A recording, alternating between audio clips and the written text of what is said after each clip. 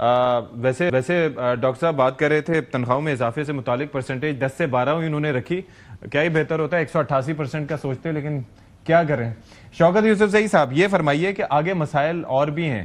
ایک تو یہ ہے کہ یہ جو فوڈ سیکیورٹی کی بات کر رہے تھے کہ فصلیں ہماری ٹھیک ہوتی ہیں, افنان صاحب فرما رہے تھے, لیکن اب یہ جو ایک الرٹ آیا ہے کہ جی 40% کم بارشیں ہوئی ہیں ستمبر سے لے کے ابھی تک, اور پھر 3 صوبوں میں خشک سالی الرٹ ہو گیا ہے, منگلہ ایک واحد ڈیم رہ گیا ہے کہ جس کے اندر جو ہے وہ آبی ذخائر ابھی موجود ہیں, تو اس سے پھر ڈراؤٹ کا خدشہ بھی ہو سکتا ہے. تو آپ کو لگتا ہے یہ بھی ایک بڑا امپیکٹ کرے گا ہماری اکانومی کو جا کے؟ Do you think so? دیکھیں یہ تو پولیٹیکل باتیں ہو جائیں گی, ورنہ یہ جو ظلم ہوا ہے پاکستانیوں کے اوپر, ظاہر ہے ان لوگوں کی کوئی اچھے خیالات تو نہیں ہیں ان کے, نہ کوئی دعائیں نکل رہی ہیں ان کے لیے. تو ظاہر ہے اللہ بھی اوپر سے دیکھ رہا ہے کہ کیا کیا ہو رہا ہے اس ملک کے ساتھ. دیکھیں پیٹرول پوری دنیا کے اندر سستا ہو گیا ہے نا, 78 روپے ڈالر فی بیرل ہو گیا ہے, لیکن یہاں پہ کوئی کمی نہیں ہو رہی. تو یہ جو پیسہ کمایا جا رہا ہے یہ کہاں اربوں روپے کہاں خرچ ہو رہا ہے, یہ کس کے اوپر خرچ ہو رہا ہے؟ کیونکہ عوام کے اوپر تو ٹریکل ڈاؤن نہیں ہو رہا ہے. کون سی چیز سستی ہو رہی ہے, کیا عوام کو فیسیلیٹیٹ کر رہا ہے؟ یہ کہنا ہے کہ جی 38% انفلیشن ریٹ تھا, اب آہستہ آہستہ کم ہو رہا ہے, تو یہ 38 پہ کس نے پہنچا ہے؟ ہمارے دور میں تو 12.5% پہ پہنچا تھا. بڑی چیخیں نکل رہی تھی سب کی کہ جی پی ٹی آئی جو ہے وہ کنٹرول نہیں کر پا رہی ہے. وہ بیسیکلی یہی ایکسپلین کر رہے تھے ڈاکٹر صاحب ابھی کہ وہ ایک بفر اور ایک ایمبیانس اور ایک اسپیس آ گیا ہے کہ اب وہ فائدہ منتقل کر سکتے ہیں. میں دیکھیں اس پہ بحث لمبی ہو جائے گی, لیکن میں تو شارٹ کٹ میں کہنا چاہتا ہوں. دیکھیں پچھلے سال ہماری بمپر کراپ ہوئی گندم, آپ نے نہیں لی, آپ کی پالیسی کیا تھی؟ نہیں لی. اس دفعہ نہیں ہو رہی ہے اس لیے کہ لوگ کسانوں نے بھی کوئی اہمیت نہیں دی, اور یہ تو کہہ رہے ہیں نا کہ ہماری وہ ہو رہی ہے. یہ $1 ارب کی ابھی میں سن رہا ہوں کہ یہ گندم خریدنے پہ فیصلہ کر رہے ہیں, باہر سے امپورٹ کر رہے ہیں. ایسا ہے تو آپ کی تو گندم نہیں پوری ہو رہی ہے.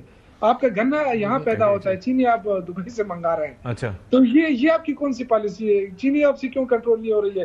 دوسرا سب سے امپورٹنٹ بات ہے کہ دیکھیں جب آپ کے پاس انرجی نہیں ہے نا, آپ کے پاس بجلی نہیں ہے, وہ بجلی زیادہ ہو رہی ہے.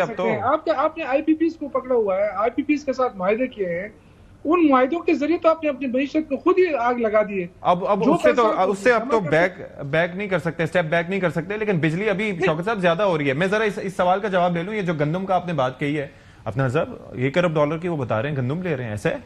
دیکھیں ابھی اس طرح کی کنفرمیشن میرے پاس تو موجود نہیں ہے.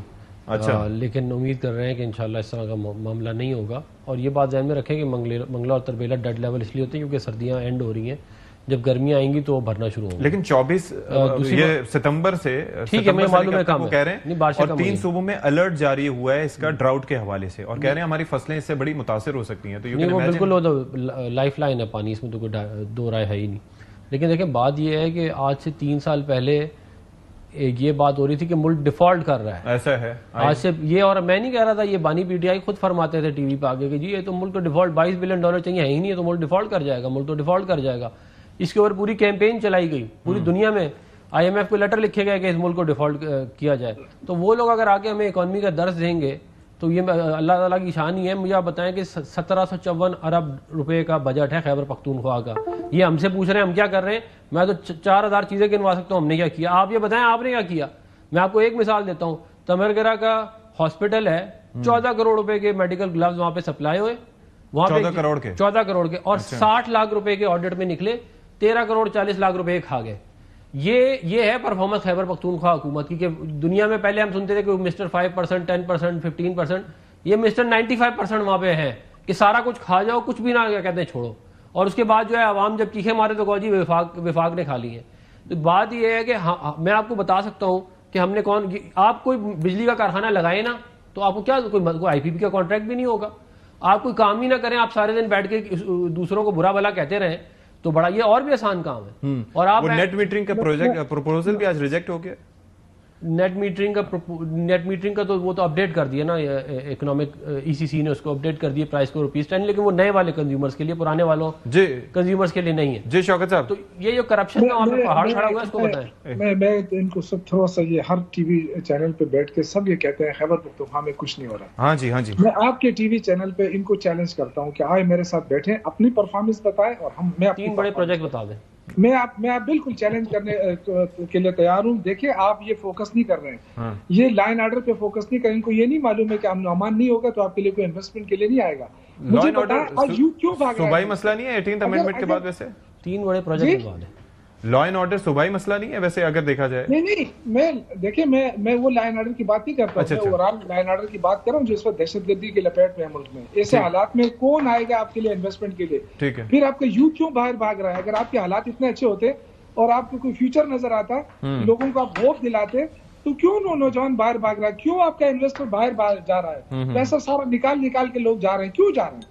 اس لیے جا رہے ہیں کہ آپ نے ان کو ہوپ نہیں دی، اور نہ ہوپ آپ سے کوئی آپ دے سکتے ہیں، اس لیے کہ آپ کے پاس تو خود کچھ نہیں ہے سوائے آپ قرضے لینے کے. آپ اس ملک کو کیا دے سکیں؟ مجھے ایک چیز آپ بتائیں.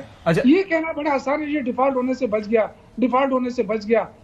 میرے بھائی آپ بتائیں عوام کو آپ نے کیا دیا؟ ایک چیز پہ میں ذرا ڈاکٹر صاحب سے جواب لینا چاہوں گا، ڈاکٹر خاقان صاحب سے. میں ڈاکٹر صاحب سے جواب لے لوں ایک چیز پہ. فخریہ بتاتے تھے کہ اتنے ہم نے لوگ باہر بھیج دیے ہیں، ہمارے دور میں کہہ رہے ہیں لوگ باہر بھی جا رہے ہیں. ڈاکٹر صاحب یہ جو ٹرم یوز کر رہے ہیں شوکت یوسف زئی صاحب کہ اتنے لوگ ملک سے باہر چلے گئے، ابھی جنوری اور فروری میں ہم نے دیکھا کہ ہماری ریمیٹنسز ریکارڈ آئی ہیں، یعنی کہ ریمیٹنسز وہی لوگ بھیجتے ہیں جو ملک سے باہر جاتے ہیں. تو اس کا نیگیٹو امپیکٹ ہوتا ہے جیسے شوکت یوسف زئی صاحب کہہ رہے ہیں، یا پازیٹیو امپیکٹ ہوتا ہے جو لوگ ملک سے باہر جاتے ہیں، یا ہمیں ان کو ہم ایٹ ٹائمز برین ڈرین کی ٹرم یوز کر دیتے ہیں، اسکلڈ یا انسکلڈ ورکرز کی بھی بات کرتے ہیں. بتائیے گا سر ڈاکٹر صاحب. دیکھیے پاکستان میں چونکہ اتنی بڑی پاپولیشن ہے تو ایک ینگر جنریشن جو ہے جب اس کو ملک میں جاب اپرچونٹیز نہیں ملتی تو وہ باہر کا رخ کرتے ہیں. یہ بات تو عیاں ہے ملک میں. اس سے ہماری جو ریمیٹنس ہے وہ 35-36 ارب ڈالر پہ ریکارڈ ضرور چلی گئی ہے. اور یہ بھی میں گزارش کروں کہ چونکہ روپے میں اسٹیبلٹی ہے اس لیے فارملائز ہو گئی ہے بہت سی ریمیٹنس جو پہلے انفارمل سیکٹر. ٹھیک ہے. پر ہیونگ سیڈ دیٹ میں آخری بات اس پہ ضرور یہ کہوں گا کہ اب ہم یہ بھی دیکھتے ہیں کہ ہم پروفیشنلز کو بھی لوز کر رہے ہیں. سو ہمیں بہت تواتر سے کام کر کے گروتھ پاکستان میں لانی ہے تاکہ مینوفیکچرنگ، ایگریکلچر اور سروس سیکٹر اس طرح گرو کریں کہ ہمیں جو 2 سے 3 ملین نوکریاں پاکستان میں بنانی ہے which is the real relief to the people of Pakistan, وہ ہم کر سکیں تاکہ ایگزڈس کو ٹیپر آف کیا جائے.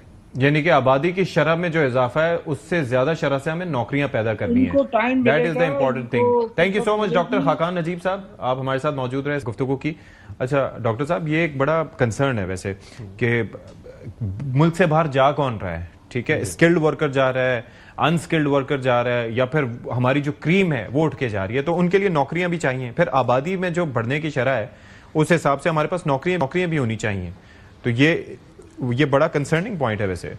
دیکھیں پہلے تو میں اس بات کا جواب دے دوں گا، یہ کہہ رہے ہیں کہ ملک سے بہت زیادہ لوگ باہر جا رہے ہیں. بات یہ ہے کہ یہ ان کے دور میں جب باہر جاتے تھے تو یہ کہتے تھے دیکھیں ہماری کتنی اچھی پالیسیز ہیں کہ ہم جو ہے وہ یوتھ جو ہے اس کو ایکسپورٹ کر رہے ہیں. ڈاکٹر صاحب نے اس کا جواب دے دیا نا، ڈاکٹر خاقان نے جواب دے دیا کہ جا کون رہا ہے یہ بھی میٹر کرتا ہے. نہیں بالکل، ایک تو یہ جا کون رہا ہے میٹر کرتا ہے. دیکھیں ان این آئیڈیل ورلڈ تو میں بھی یہ چاہوں گا کہ سارا پاکستان کے سب سے زیادہ جو بلکہ جو پڑھی لکھے لوگ ہیں وہ پاکستان میں ہی رہیں، کیونکہ ملک کے اندر جتنے زیادہ پروڈکٹیو لوگ ہوں گے اتنی زیادہ ملک کی پروڈکشن بڑھے گی. ٹھیک ہے. اور وہ خود بھی پھر اپرچونٹیز پیدا کریں گے اور لوگوں کے لیے جابس کی اور بزنسز کی. ٹھیک ہے. تو لیکن ہماری آبادی جو ہے وہ آپ کو پتا ہے بہت بڑی آبادی ہے، ہم 5ویں دنیا کی بڑی آبادی والے ملک ہیں. تو اگر ہماری لوگ باہر جا رہے ہیں اور وہ باہر جا کے کما کے پاکستان بھیج رہے ہیں تو وہ بھی ایک ایسٹ ہے پاکستان. بلا شبہ.